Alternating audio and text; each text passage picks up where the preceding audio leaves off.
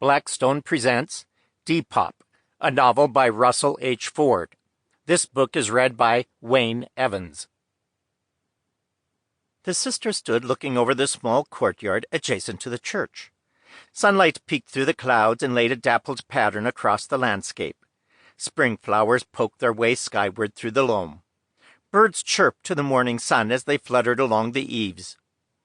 She quietly rubbed her hands back and forth, back and forth. The arthritis had claimed a considerable part of her ability to use her hands for extended periods of time.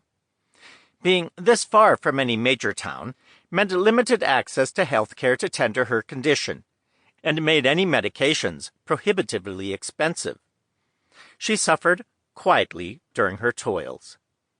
The sister was only 14 when she heard and felt the calling.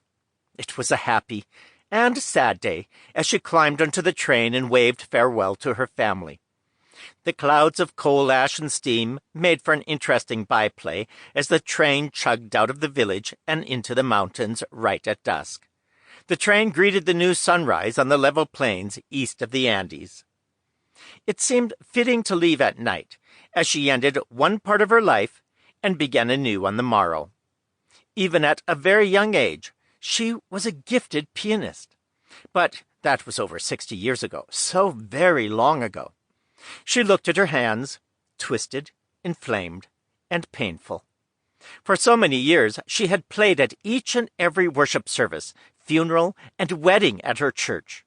In private moments, when her aching hands kept her awake, she sat at the old piano and ran her fingers over the keys she could no longer effectively play. The sister knew she would have to, again, confess her pride about her ability long since gone. Now, she sometimes soaked her hands in water as hot as she could stand in order to just peck out a few notes for the congregation to follow along with.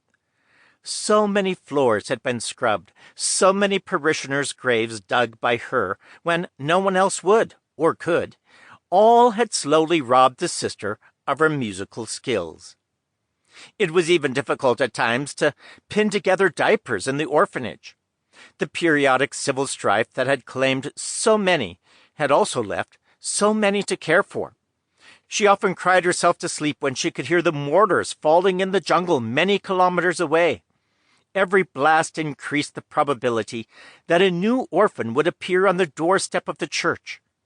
Many times she sighed, and with a gnarled hand wiped a tear from her face.